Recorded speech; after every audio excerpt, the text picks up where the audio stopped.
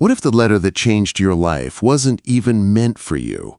The morning mist wrapped the Utah mountains like a widow's veil, soft and gray against the pale sky. The year was 1884, and spring came slow to the valley. Thin snow still clung to the shadows of pine trees, stubborn against the season's warmth.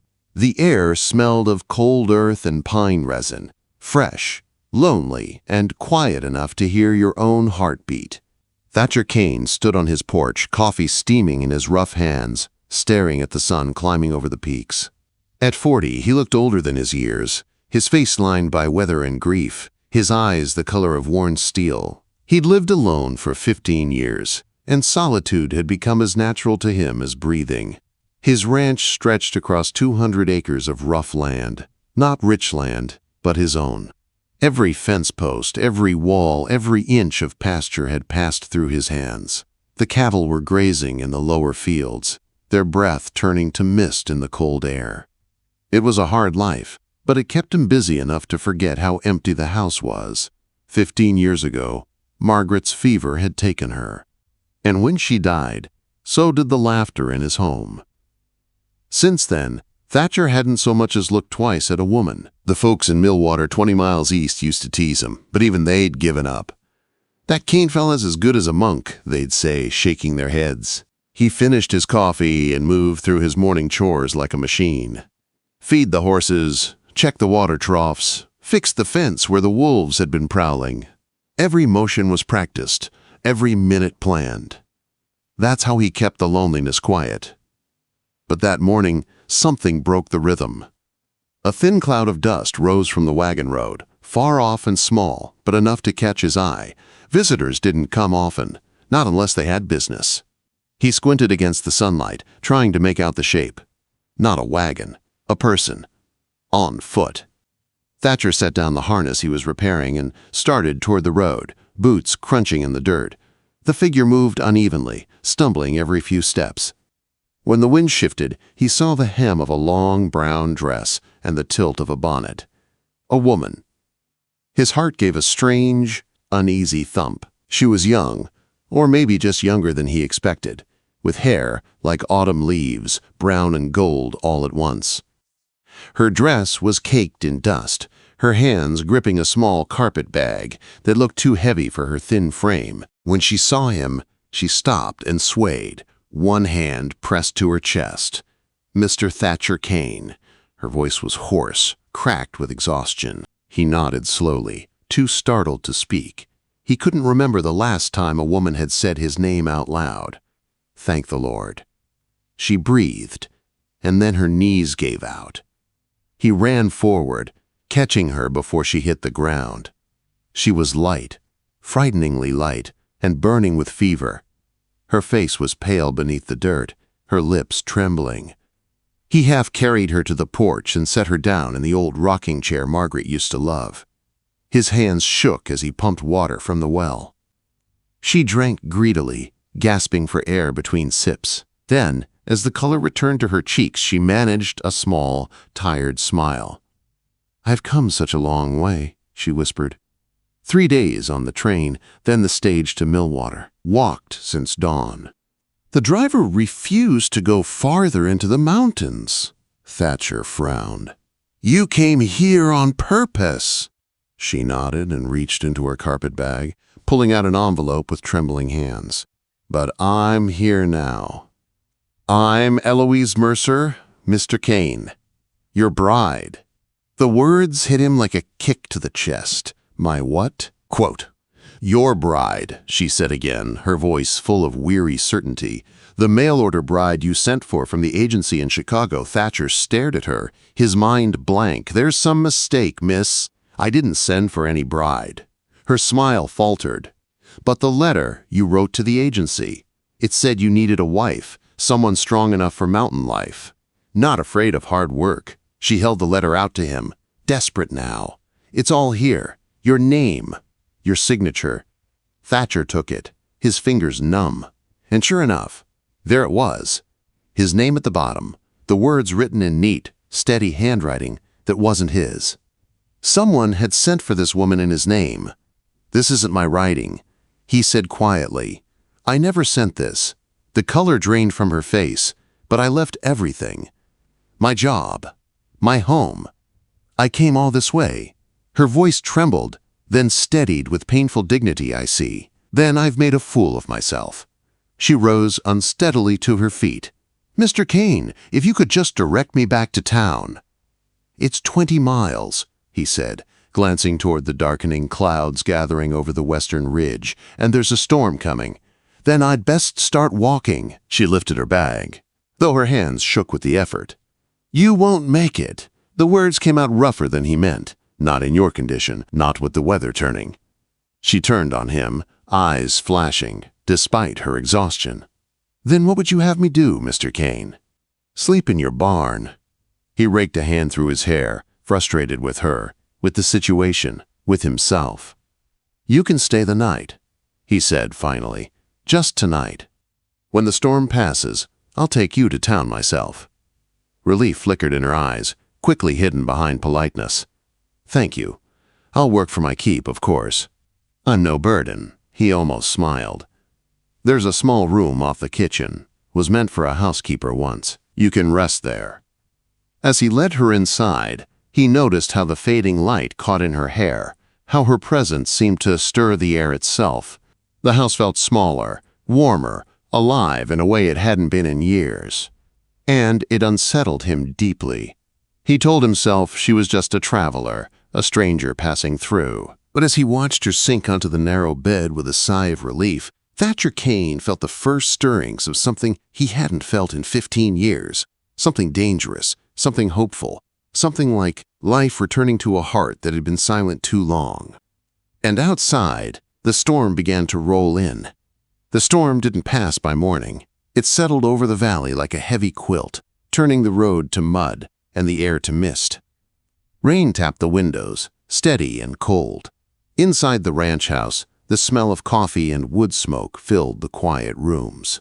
Thatcher stood at the window, mug in hand, watching the rain pour in gray sheets. He could hear movement in the kitchen, soft, careful sounds.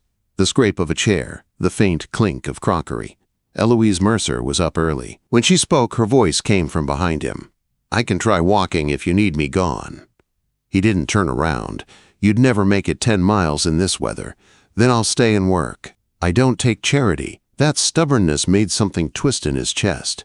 Irritation, maybe admiration. He finally turned. She'd pinned up her copper hair and tied an apron around her waist. Her sleeves were rolled, her cheeks flushed from the stove's heat. "I'll not be idle while you feed me," she added. He nodded once. "Suit yourself." She smiled faintly. "I usually do." All day the rain fell, and all day she worked. Thatcher found her scrubbing floors, cleaning windows that hadn't been touched in years, sorting shelves in the pantry. She hummed while she worked. Quiet, tuneless, but steady. The sound filled the silences that used to weigh on the house like ghosts. He tried not to notice. Tried to lose himself in his chores, but every time he came back inside, there she was, changing things, softening them. By evening, the storm grew wild again. Thunder rolled through the valley, shaking the windows. Lightning lit the mountains in fierce white flashes. Eloise had made supper, beef stew, biscuits, and coffee, strong enough to wake the dead. Thatcher stood awkwardly in the doorway as she ladled stew into bowls. "One used your supplies," she said without looking up. "I hope that's all right." He nodded, then sat across from her. They ate in silence, the storm roaring outside, the fire crackling between them. Her hands were small but steady. She ate slowly, with a quiet grace that made him remember things he thought he'd forgotten. Conversation, warmth, company. When their eyes met, he looked away quickly. After supper, she insisted on washing the dishes. He tried to read an old newspaper but found himself watching her instead.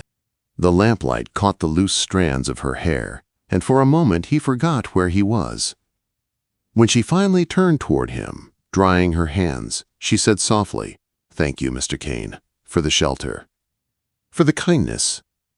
"It's not kindness," he said, rougher than intended. "It's just decency." She smiled a little.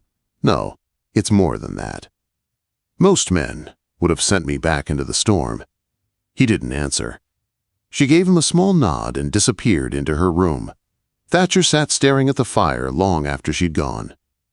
The house felt warmer, alive, and it scared him more than any storm ever could. The next day, the storm still hadn't lifted. The rain had turned to sleet. Thatcher worked in the barn, pretending the cold wind didn't cut through him.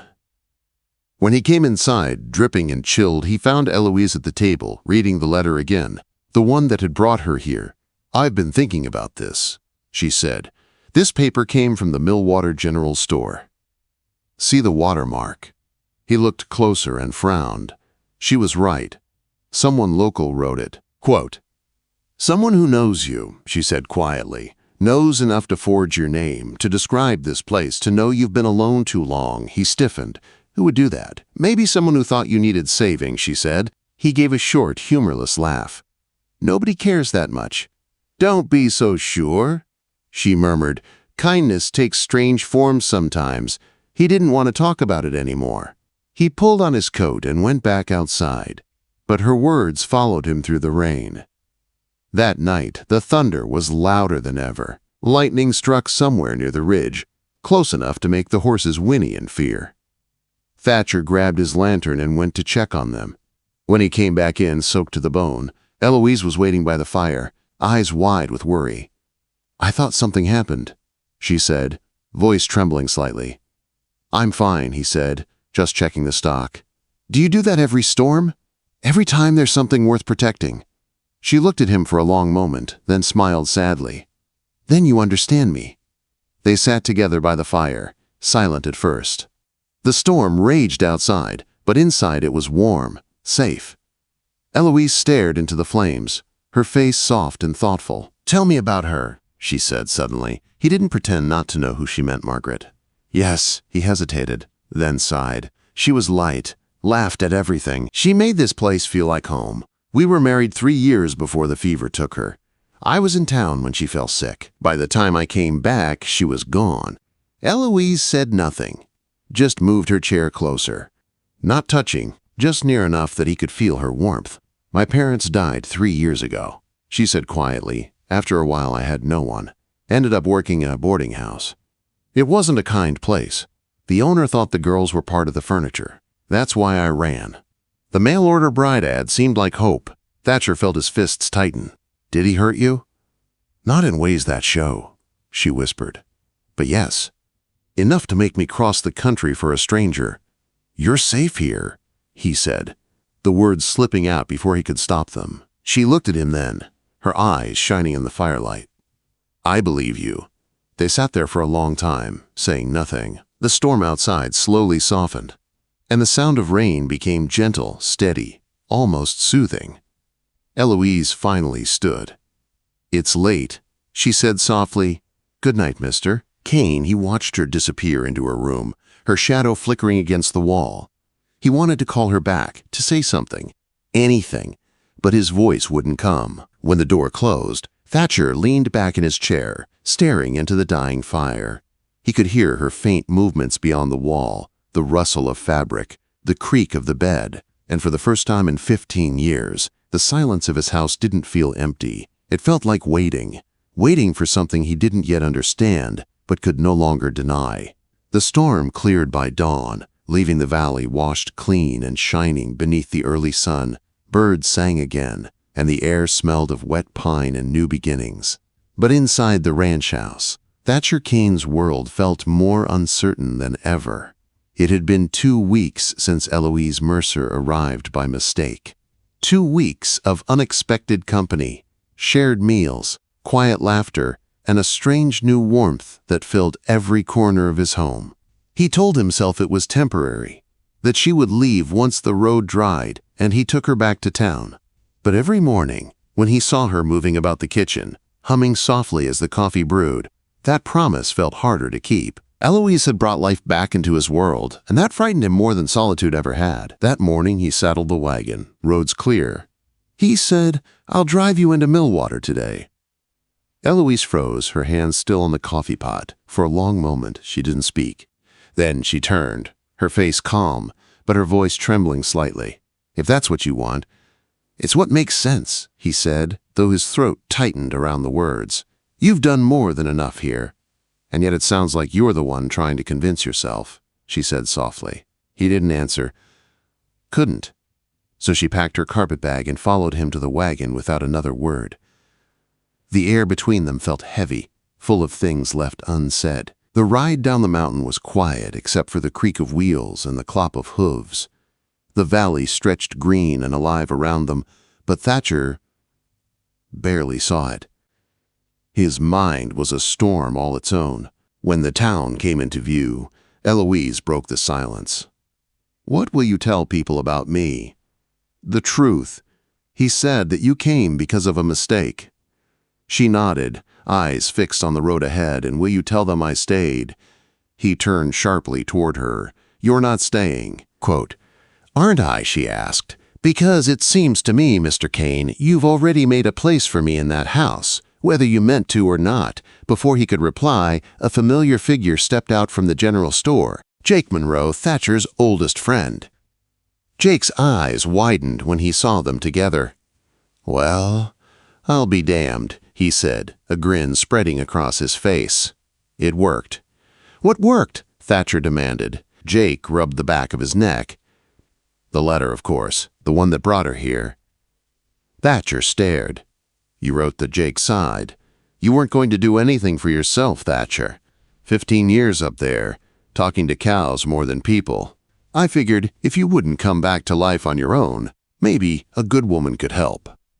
Thatcher's jaw tightened. "You had no right." "Maybe not," Jake said, "but I had a friend wasting away, and I'd do it again if it meant seeing this." He gestured between Thatcher and Eloise. "You look more alive than you have in years." Eloise spoke softly, her voice steady. "It was wrong, what you did, but I can't say I regret coming here." Jake smiled. "Then maybe Providence knows better than pride does." Thatcher wanted to stay angry, but he couldn't. Not when Eloise stood beside him, her eyes full of quiet strength. Not when he realized that Jake, for all his meddling, had given him something he didn't know he needed, a second chance. They spent the rest of the day in town, buying supplies, listening to whispers that followed them wherever they went. People stared at the strange pair, the lonely rancher and the mail-order bride who came by mistake. Thatcher ignored them, but Eloise held her head high. When they were finally back in the wagon, headed home, he said quietly, "You didn't have to defend me back there." "I wasn't defending you," she said with a small smile. "I was defending us." He looked at her then, really looked, and something inside him shifted like ice cracking on a river. That night, the air was cool and still. The lamp cast a soft glow over the parlor. Eloise sat by the fire, sewing a tear in one of his shirts, her hair loose around her shoulders. Thatcher watched her for a long moment, heart pounding in his chest. "You don't have to go back to town," he said finally. She looked up, startled. "What are you saying?" "I'm saying this house is different with you in it. I'm different. For 15 years I thought I'd buried my heart with Margaret. But you came here and proved I was wrong. You reminded me that living isn't the same as being alive." Her eyes glistened, but she didn't move Thatcher. He took a step closer. "I don't know if you can forgive the way you were brought here. I don't know if you can love a man who forgot how. But I can't imagine this house without you now. Not after you've filled it with light again." Eloise set her sewing aside and stood, facing him fully. "And if I stayed, what then?" "Then I'd spend the rest of my days trying to deserve you," he said. For a heartbeat, the world went still. Then she took his hand. "I think you already do." He kissed her then, slow, hesitant, reverent, as the fire crackled low. When they parted, she smiled through her tears. "It seems your friend's mistake wasn't a mistake after all." Months later, the ranch looked different. Curtains fluttered in the windows. Flowers grew by the porch. And inside, laughter filled the rooms again. Eloise worked the garden while Thatcher mended a fence. When he came to her side, she was glowing in the sunlight, one hand resting on her growing belly. "You shouldn't be working so hard," he said, pretending to scold. "I'm fine," she laughed. "You've forgotten. I'm stronger than I look," he smiled, kissing her hand. I'll never forget that their marriage had been simple, held in the same church where Thatcher had once said goodbye to Margaret. Jake stood as best man, proud and teary-eyed. And when the preacher declared them husband and wife, Thatcher felt something inside him finally heal. As the years passed, the story of the lonely rancher and the mistaken bride became a quiet legend in Millwater. The tale of two broken souls who found love not through planning or promises, but through grace, chance, and courage. Every night as the sun dipped behind the Utah mountains, Thatcher would sit beside his wife on the porch, their daughter asleep inside, and think about the letter that started it all. A letter meant to deceive had instead delivered salvation. He'd whisper to Eloise, half in awe, "Funny thing, isn't it? How mistakes can save a man's life." And she'd smile that same gentle smile that had changed everything. "Some mistakes," she'd say, "are really just miracles in disguise." Quote, and in the quiet light of the Wild West evening, with love in his home and laughter in his heart, Thatcher Cain finally knew he'd been found by the woman who'd arrived by mistake and stayed by choice.